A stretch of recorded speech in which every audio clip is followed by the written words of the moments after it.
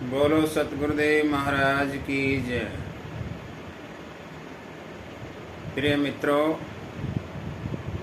आज का सत्संग विचार संकल्प विकल्प कैसे खत्म। विचारों के अनुसार 3 प्रकार के व्यक्ति होते हैं। नंबर 1, विचारहीन। निर्विचार विचारहीन व्यक्ति किसी कार्य को करने से पूर्व सोचता ही नहीं।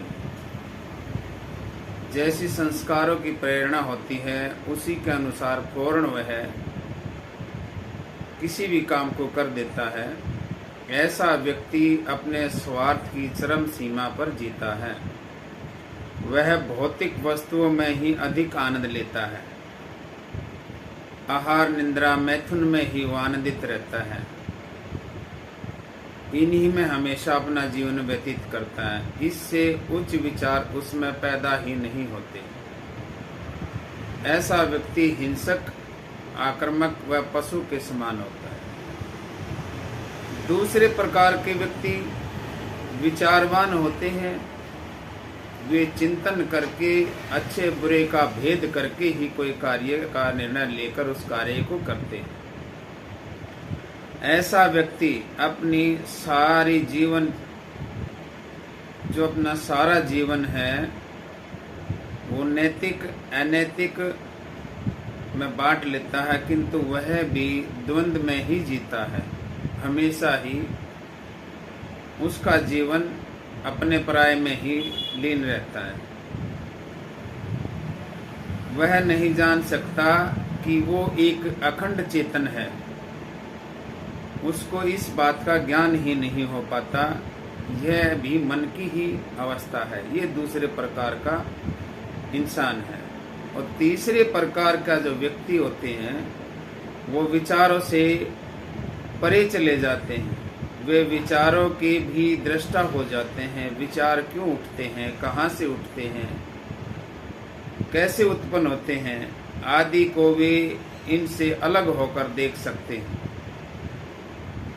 ऐसे व्यक्ति निर्विचार व्यक्ति होते हैं। निर्विचारता की स्थिति के भी 2 प्रकार होते हैं। जिस प्रकार एक व्यक्ति समुद्र के किनारे बैठकर और समुद्र की लहरों को देखता है, उनसे प्रभावित नहीं होता, उनका साक्षी दृष्टा होता है,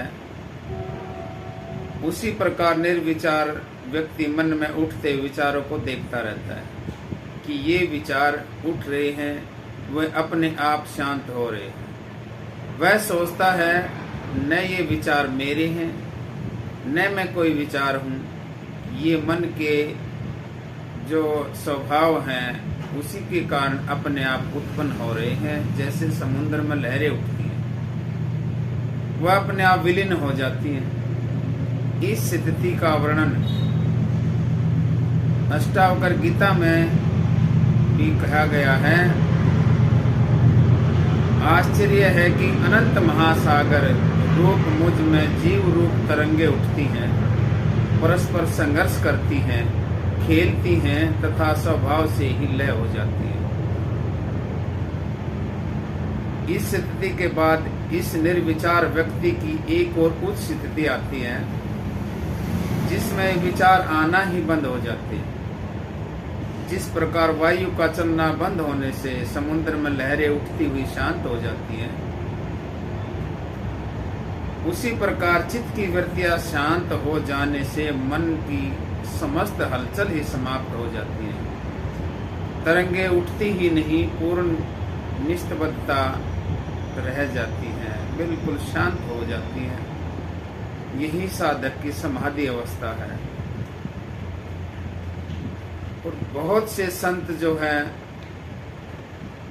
इस स्थिति का ज्ञान इसके अंदर न लगाकर धर्म ग्रंथों